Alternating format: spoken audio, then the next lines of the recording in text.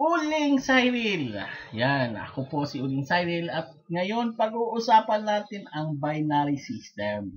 Paano po tayo kikita dito? Actually, matatakal din natin po yung sinatawag nilang after graduation, what next? Yun, mga tanong po yan na marami nagkakalat sa Facebook, sa message, so tinatanong, pagkatapos ng graduation ba, Uling, anong gagawin? Ayun. Then, second of all, itatakal din natin po, itong pinaka-importante, is yung safety net number 2. Maraming hindi nakaintindi, kaya ngayon, fasten your seatbelt at pag-uusapan po natin ang binary system, pangalawang kitaan ng NBO. So, let's proceed. Before that, ang gagawin po natin is mag-recap, no? 'Di ba? Nagsimula tayo, ikaw kumuha ka ng first set and that's 988. No? Of course, yan, meron po yung product. Then since medyo ayaw mo na mag-invite, which is optional talaga kung mag-invite ka or hindi. Pero kung ayaw mo, walang problema. Yun lang nga, kung ayaw mo mag-invite, need ka mamuhunan. So kung ayaw mo mag-invite, kukuha ka ng dalawa. Kasi sa fast track, ang sabi, every time na meron dalawa, ang isang head, merong downline dalawa, magkwa-qualify na yan sa fast track. Ayun. So ikaw, kumuha ka ng dalawa, ayun na. Nag-qualify ka na sa fast track. Tapos, what is unique to our system? Di ba? Sabi ko, anong unique dito? Di ba? Naalala nyo in the first video, may pumasok sa Santa Rosa, no? Nung pumasok sa Santa Rosa, kahit hindi mo siya kilala, hindi mo siya invite, na hindi mo alam, basta merong pumasok at naka-sales si company, mapupunta yun under you. And doon din, may pumasok na naman from Dumaguete, mapupunta na naman under you. At may pumasok from Cebu, mapupunta naman under you. Then, ang sabi ko, every time po na merong papasok, magkakaroon ng sales company, bibigyan po ng profit ang mga tao. So, ikaw, kasi pumasok sa Santa Rosa, may 750. Pumasok sa Dumaguete, meron naman 750. Pumasok sa Cebu, meron na naman 750. Ganun din po sa baba mo. And yan po ang fast track. Ngayon, ang pag-uusapan natin, rather, is ang binary. Ba? So, ito na ngayon, kumuha kayo ng 3 heads. Yun. Pag 3 heads nyo, nag-graduate. Ano po ibig sabihin nag-graduate? Umabot na po ng 4,500 ang na-total income nyo sa fast track system. No? Ito po yung sinasabi na nila, ito po yung experience nila na dahil sa system ni NPO, kumikita sila. Kaya optional talaga po ang recruit. Optional din ang selling. No? Bakit po? Kasi po, isang linya lang tayo. Now, nung umabot na ng 4-5, ang nangyari, nag-graduate yung first head nyo. Pag-graduate ng first head, of course, hindi na yan mag-i-income sa fast track. Ano mangyari? Magiging binary na siya. Ang tanong, anong gagawin ngayon? Kasi graduate na yung first head. So, ito po ang gagawin nyo. Pag nag-graduate na yung first head nyo, actually, may dalawang choice kayo.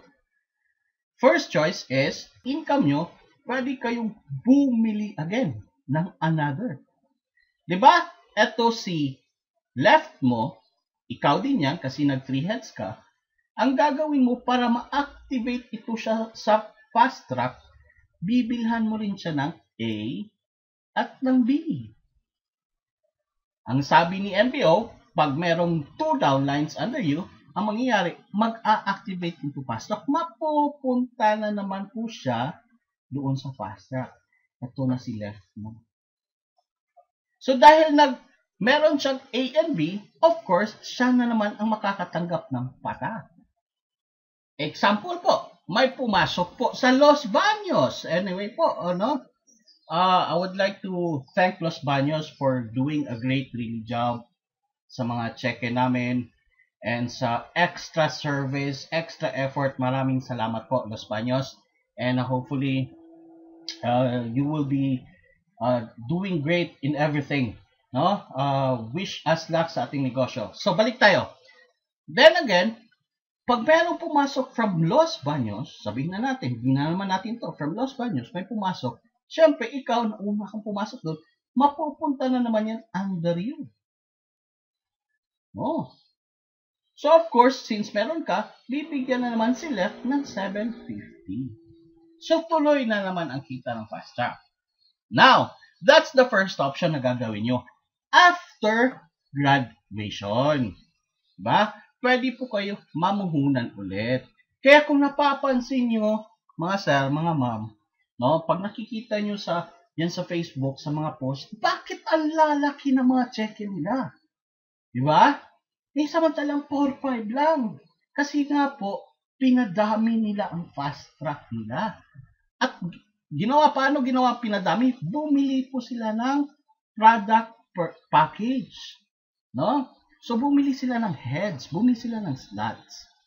So, sa nakita natin sa left side, bumili sila ng A and B. The second option is, pwede din po kayo mag-invite.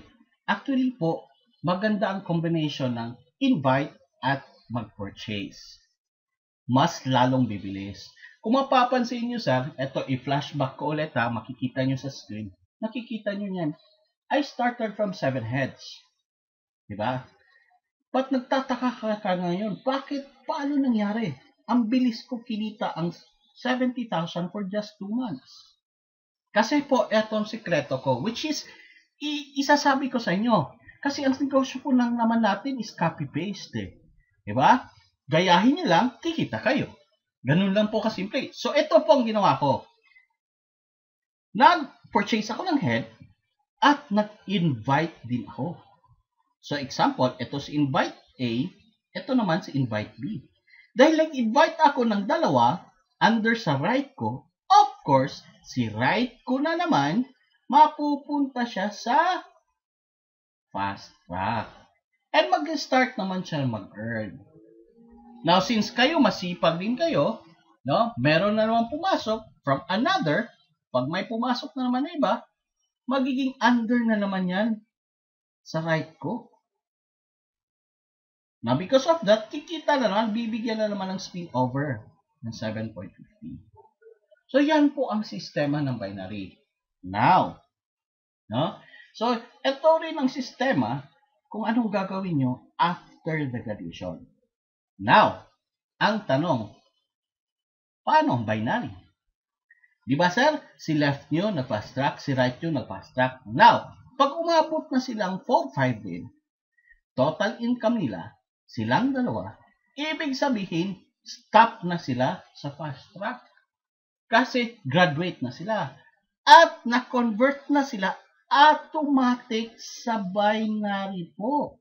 Ang ibig sabihin niya, mag-blue-blue na rin yung heads niya. Diba yung first head nyo, nag-blue na ito? So, mangyayari, pag yung left is ikaw din, at nag-graduate na, at nag-blue na, meron kang binary dyan. Since direct mo siya, ikaw nag-invite kay left, kasi ikaw din yan, meron kang 100 pesos. No? Ganun din si right. Kasi si right na, nag-graduate na rin po, tama ba? No, nung nag-graduate siya, automatic siya magiging blue. Since yung first head mo, nag-graduate na rin, ngayon, yung left mo nag-graduate, ngayon si right nag-graduate din, meron ka na naman 100 pesos. Ang kagandahan dito is yung pairing. No? Si left, ma-pair sa right, meron, bibigyan ka lang naman ng 150. Yan po ang kitaan sa binary. So, natakol ko na po ba? Hopefully, malinaw po ang kitaan sa binary. Paano kikita sa binary? Again, dadaan muna sa fast track, mag-graduate bago maging binary. Yun po ang kitaan. Kasi maraming nagtatanong, kikita ba ako sa mga invite ko? Oo, syempre, kikita po kayo. Doon na po sa binary. Now, ito yung pangatlo. Uling, bakit? Kala ko ba 750 ang bigay? Diba? Kala ko ba 750 ang bigay? Bakit napapansin ko? Piso-piso na lang. Hindi naman 750. Ito po yun. Ito po explanation po yun. No? Bakit naging piso-piso? Ito po siya. On the right side, makikita nyo yung safety net 2. Ito yung i-explain ko. Kung saan makikita nyo, naka-differentiate siya from 0 to 1,000 hanggang 3,000 to graduation. On the left side naman po, ito po yung fast track income na sinasabi. So, sa bawat head, sa bawat bilog, nag-iiba-iba po yung mga total fast track income nila. So, dito natin makikita, pag may pumasok na isa, iba-iba din ang ibibigay, iba ba ito ng safety net. Depende po sa fast track income nila. Halimbawa, ito, papasok yung isang head. Pagpasok ng isang head, syempre dudugtong siya doon sa account ng 200 sa ilalim, mag-spill over ngayon yung company. Since ma-detect ng company na 4,122 pesos yung first account, piso lang ang ibigay niya sa doon. Now, sa second na naman, ma-detect niyang 2,500 lang yung account, 3 pesos naman ang ibibigay niya. Then, the third account naman is 1,800. So, ang ibibigay niya doon is malamang that will be 5 pesos naman po. Now, dito naman sa maliliit, kaya kung makikita niyo, mabilis sila mabilis ang fast track income nila kasi po, ma-detect ng safety net 2 na less than 1,000 pa lang sila. Pag less than 1,000, of course, ang ibibigay sa kanila po is 750. So, ito po ang sistema ngayon ng safety net number 2. Now, ito po for only illustration purposes. Hindi po to yung exact algorithm ng safety net 2. Ito'y ginawa ko lang para mas maintindihan nyo ng mabuti kung bakit hindi constant 750. Tandaan po, ang safety net na ginawa para ito ma-equally divided sa lahat ng members at of course, para tayo lahat mag-graduate at syempre, ang pinaka-importante, hindi naman malulugi ang company. So, kaya gumawa ng safety net 2. Now, kung mabagal ang account po natin, mabagal ang patak na sinasabi natin, sana naman po, intindihin nyo kasi ito na may para sa kabutihan natin. Diba? So, anyway, for the status sa ngayon, umaabot po, ang isang account, umaabot po ng 1 month. Now, for today's status po. So, anyway, yan po ang explanation ng safety net 2. Hopefully, mas naintindihan nyo at mas na-clear nyo bakit hindi constant 750. Malina po ang safety net 2 ang dahilan kung bakit hindi constant 750 ang patak sa bawat account. Pag ang account mo is 1,000 below, doon 750 pesos ang ibibigay sa inyo. In which, kung makikita nyo naman, yung 750 na 1,000, kukunin lang yan sometimes ng isang araw o pangalawang araw nakahit na kayo ng 1,000 pesos. So, ito po ang safety net number 2 na paliwanag niya for illustration purposes. This is not official. Baka man na naman magka-issue tayo. Hindi po to official. This is for illustration purposes na ma-explain ang safety net 2. Maraming salamat po.